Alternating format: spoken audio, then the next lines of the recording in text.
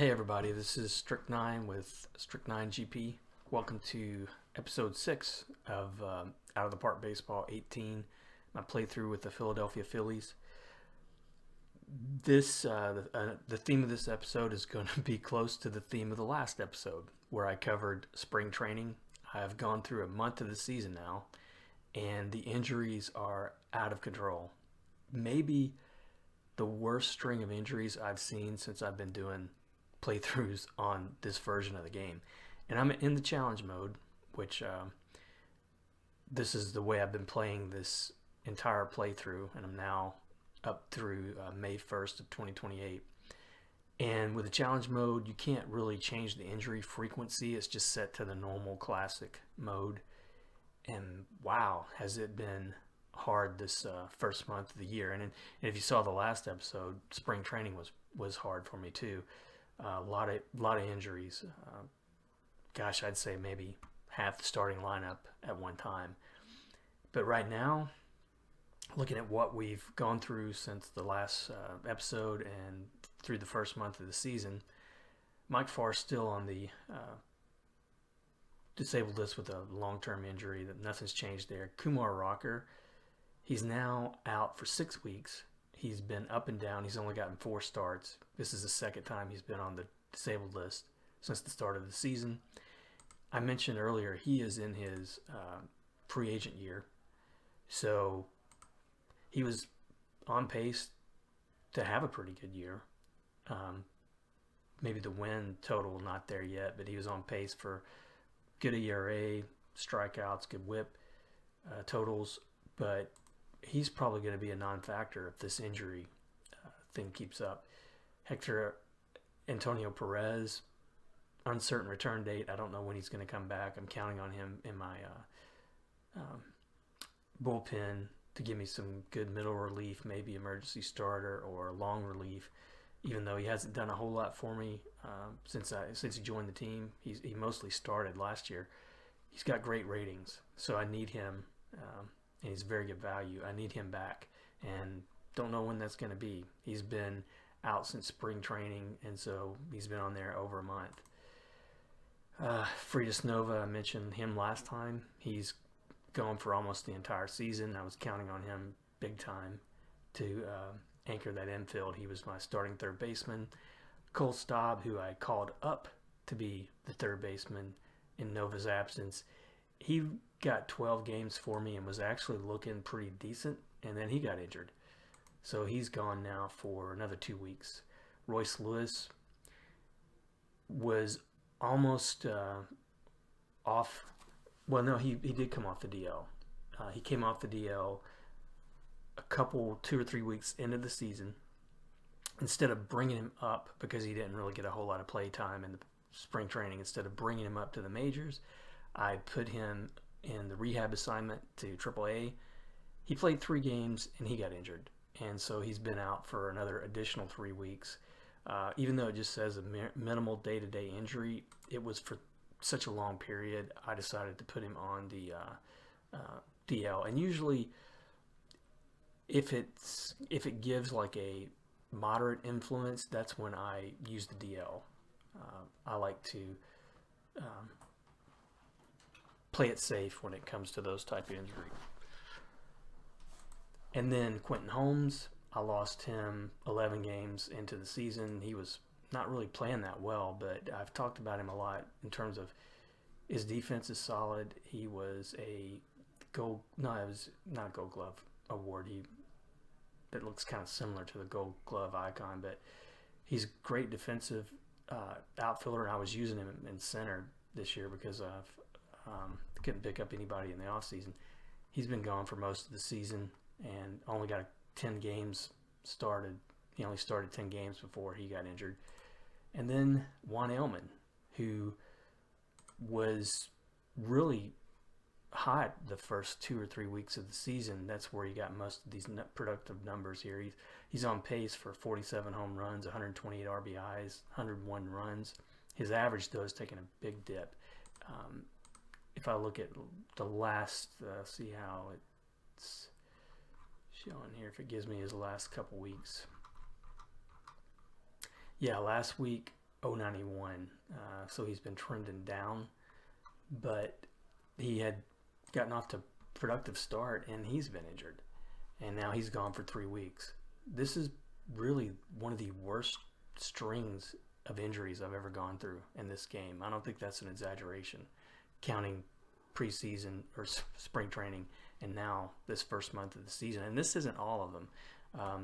Miguel Castro has been up and down. He's only been available for 3 games so far this year. He's been injured twice. He's been on the DL. Let's see. I think there may have been 1 or 2 more pitchers, or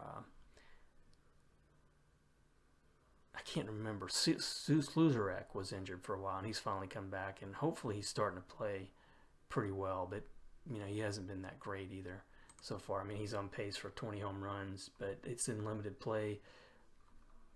These numbers will probably get a little bit better as the year goes on, or worse. It's hard to say, but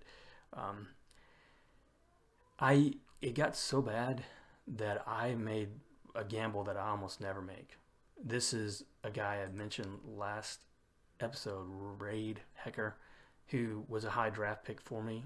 I picked him in the supplemental round. He's rated very highly by OSA, not as high by my scout, but I just didn't have anybody to play third base. I lost the guy that I lost last to take Nova's place. He's a 1-star player. He wasn't all that great either. I called Hecker up from, I think, single A, where he wasn't playing that great, and that's how desperate I've gotten in this first month. At least Hecker hasn't looked too bad, considering that it's his rookie year and he's never been above single A. So the goal is still for Royce Lewis when he comes back healthy, and I've only got a week to go for him.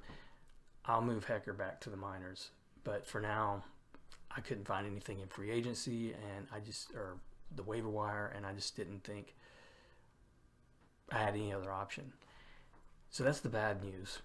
That's the struggles I've had since I started this season. The good news is we're 14-10, and we're right now leading the national wild card race, a game over the Cardinals, Giants, a couple games over Cincinnati. So record-wise, it's an amazing to me that we were able to win 14 games for that month. In terms of our performance, it's really been because of the pitching. You can see that we are leading the league in several categories. ERA, starters ERA, which is very amazing. That's not going to hold up, 2.61. That's a great start. Bullpen is struggling a little bit right now, but they were hot for the first 3 weeks of the season. We're leading the league in runs allowed, hits allowed. We're second in opponent batting average.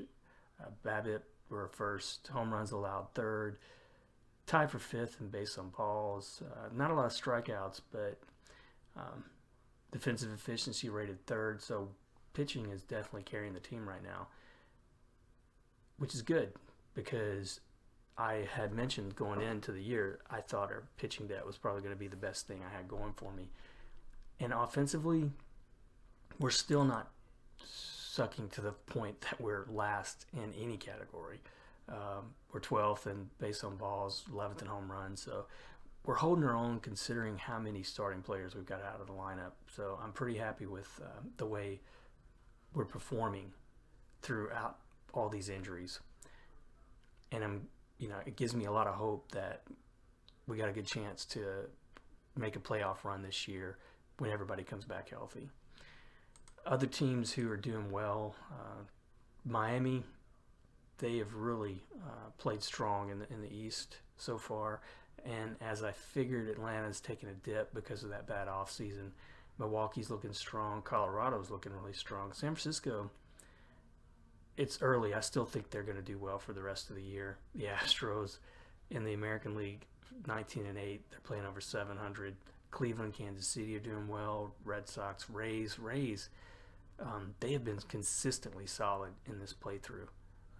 They're looking like if the season were they would be a half game out of the wild card as it stands right now. In terms of performances, anything stands out? Chris James for Houston is having a good start, pitching-wise, at least with ERA. I believe he may have. Let me see if he's won any awards. No, but he's a five-star pitcher. Chris Selway leading the league in strikeouts, on pace for over 300. Great pitcher. In the National League, we have Fernando Tatis, I guess you'd say, Jr. is leading the league in home runs and on pace for 62. Wow.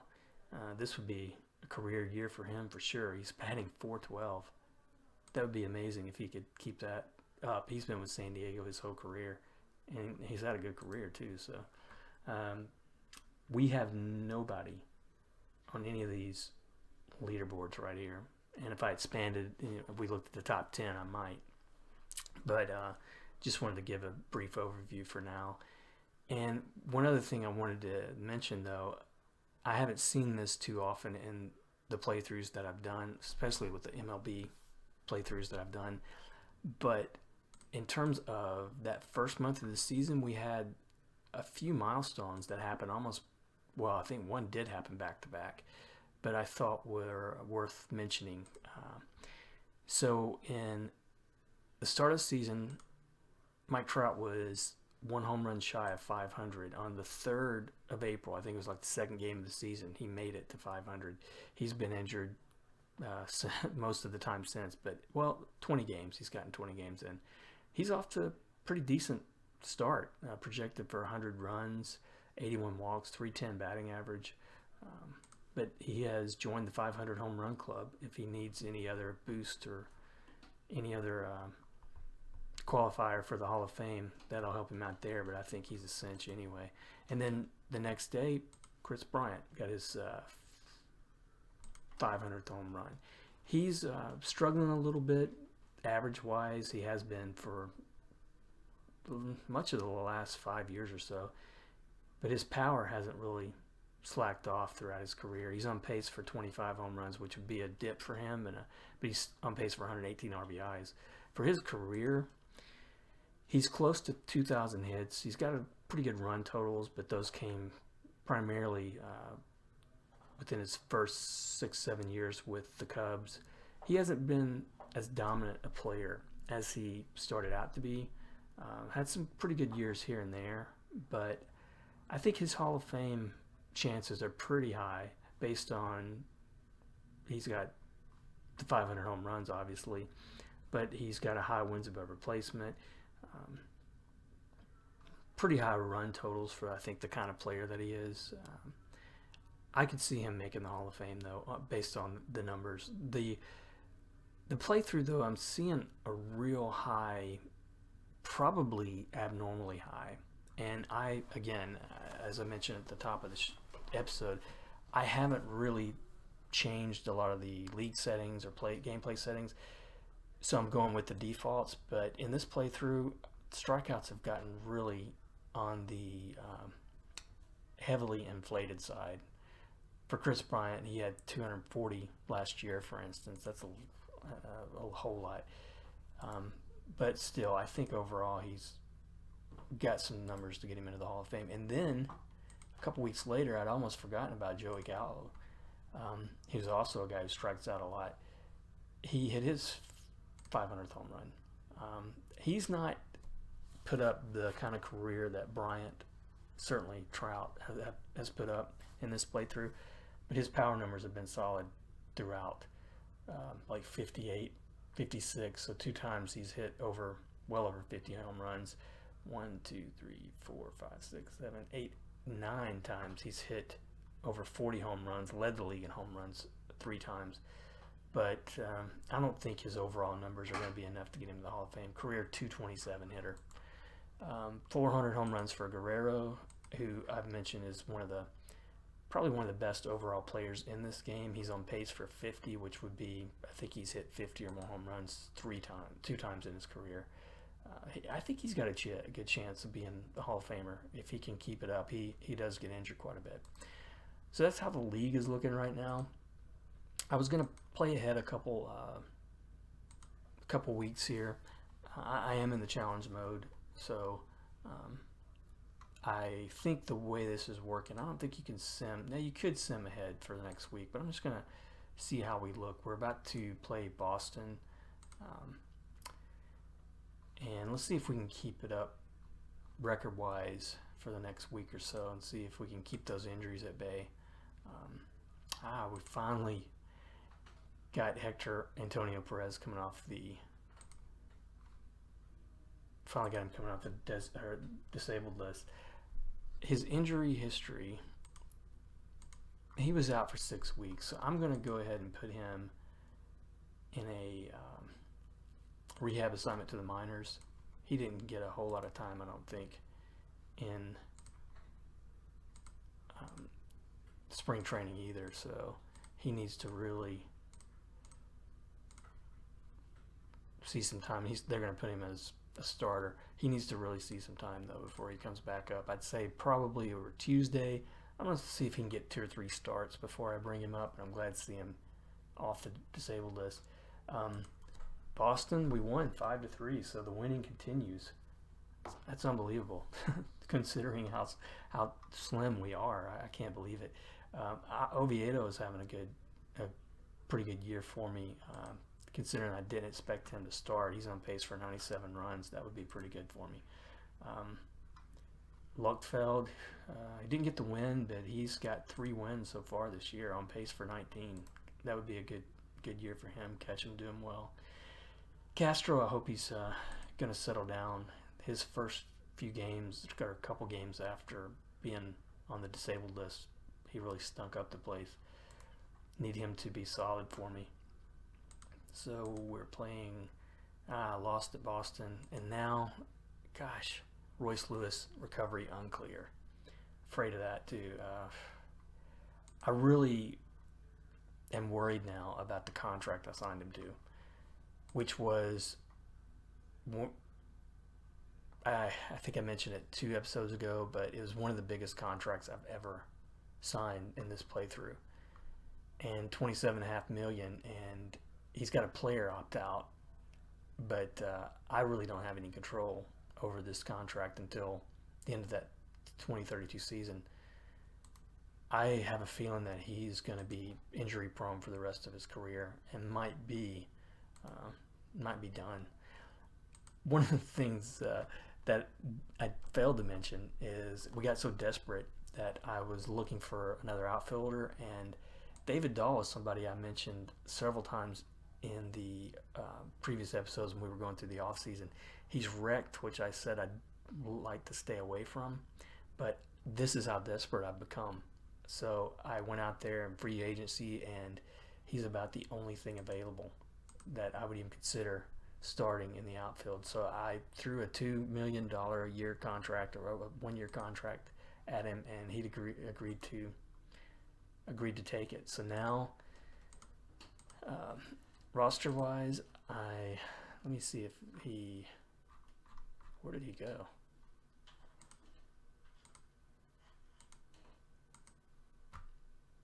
He signed the contract. So I'm going to work him into the lineup. I'm going to let him take over for, I think I'm going to stick Vargas in center, but I'm going to put Dahl in left, and then that'll allow me to put Neidiger, who was a guy who I had picked up in desperation off the waiver wire, I believe. No, I traded with Tampa Bay to get him. So David Dahl, he's going to be left field. Let me see how he rates. He's good against righties, not as strong. He bats left, so he's not as strong against lefties. I think he might, a good place for him might be after Ochoa. Yeah, let's try him there for now, because I think Adam Oviedo has been doing pretty decent for me, even though he doesn't have power. Barge has He's got power ratings that are pretty decent, but he hasn't hit a home run for me yet. So against lefties, Nottinger has some very good ratings against lefties. I'm going to let Dahl play off the bench there. And then against righties, sorry if this is taking a while here. I'll keep Nottinger on the bench there. And yeah, I'll play him there after Ochoa. And against lefties, Nottinger, but with David Dahl coming off the bench if needed in the outfield. We'll see how that does for us. Nottinger, he's hitting 250. He's a one-star player. His ratings are okay contact-wise, but I know he's not a long-term choice for me. And then we lost, I don't know if I looked at the Rhea, who had been pretty solid starting in Rocker's place. He didn't have a great game, but he did give me 7 innings. So we won again against Boston. Mark Appel, who made the real news this week, he retired from baseball. Suzarek still playing pretty well. He's 2 for 4. I think he's starting to become productive. I hope so anyway. Corey Lands had a good year so far in that 5th spot in the rotation. Castro got his 3rd save, and that's good. And so let's see if we can win the series at Boston. And we do. We took 3 of 4 from Boston.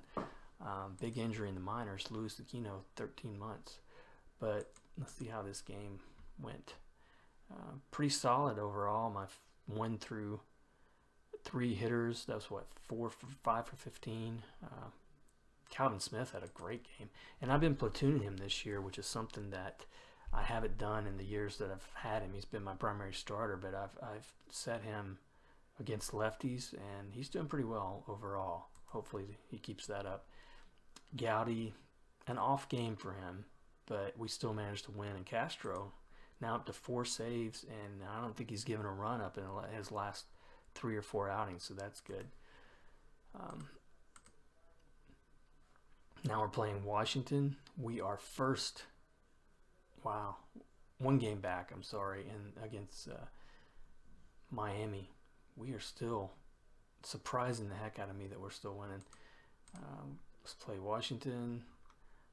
Oh, I hesitate to even look at this. So let's look at the game first. We lost 4-6. Ochoa, pretty decent game. His average is really struggling. Barge, who I haven't really talked about too much, I think the gamble's paying off. He's hitting 302. He's on pace for some pretty decent numbers. The power, I think, is going to come because of just the way he's rated. I know that he's not as solid against lefties. I hope I'm starting him against lefties, so I hope that he gets better as the season goes on. He's really good against righties, but those are pretty good overall numbers for his rookie year. And honestly, the guy I traded, who was my starter last year in his rookie season at second, these are numbers comparable to what he put up. So I don't think I lost anything there. Pitching, Shrimcher had an off game, although he has been pretty solid so far. He's 2.97 ERA overall. Only 1 home run so far on the year, 118 whip, so he's looking good. I think he's going to be the pitcher I hoped that he was going to be. But I just noticed when so Vargas, thankfully. He is day-to-day for a day. I can take that. Even though he's not having that great of a year, I don't have anybody to put in there. I can't afford to lose another starter. So thankfully, I kept him. So it looks like we're getting to the draft pool. We beat Washington 7-4. Let me see if there's any news to look at first. Oh my gosh. I mean, this is really crazy. Nola spun a shutout. He's having a tough year, though. Suzarek is injured again, but thankfully day-to-day for 2 days. Whew. I know, I just hate to see that. Anytime I see that news item, it just scares me to death now. I think I'm going to have another big injury. I'm dodging the bullet, though, the last couple times, huh? Vargas had a good game. Ochoa, good game. Smith, another good game. Pitching wise, Lockfeld, he was solid. No earned runs in 7 innings, 8 strikeouts. He's now up to 4 wins on the season with a 2.88 ERA, on pace for 22 wins. That was a great trade. I still don't know if he's gonna be that ace that I was talking about how I needed, but my scout has him in a potential number 1 or number 2 starter, so that's very good. And Castro, another save. He's still got that scoreless streak going. He's up to 5 saves now. So this will be the last game we sim. Not really playing a whole lot out this time, but another win. We are on a roll. Let's see if there's any Justin Bellinger, off to a really good start. Again, he's on pace for 52 homers, 157 RBIs. I'm really eager to see what his final numbers are. And it took him a long time, relatively, to break in. I mean, he was 24 before he became a starter, but since he came in, he's been putting up some consistent, like what I'd consider old school numbers. Like you have to go back to those old players from the 30s, 40s, and 50s to see these kind of numbers consistently.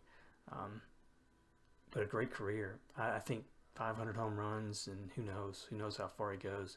If he had only gotten maybe a couple more years on the front end, he would be close to, I think, 500 by now. National League Star of the Week, hey, Canaan Smith from the Phillies. He is having a good year. He's batting .329, so I think I will probably keep him platooning for right now. That may be, that's the first time he's ever won a Player of the Week, so good for him. He's in his free agent year. Nope, he's got 1 more year of arbitration left, which might be good for me. I mean, it'd be nice not to have to shop for a pitcher in the offseason. Benintendi has been injured most of the last few years, off and on. So in that 7-1 game, Vargas, Ochoa, good game. It looks like he's starting to hit. He's off to pretty good year power-wise, productivity-wise. That would be a solid year for him. 277 average would be big improvement over last year. Let me see what he would, just for the heck of it. Yep, this is the kind of contract he is expecting. 8 years, $14 million. You know, that might be something I can work with, to be honest.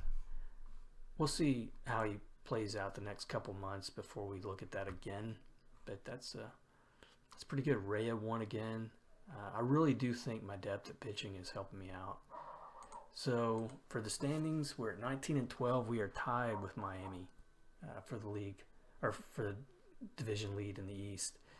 Brewers are having a solid start. Rockies a solid start. So looks like several teams here are off to a really hot start.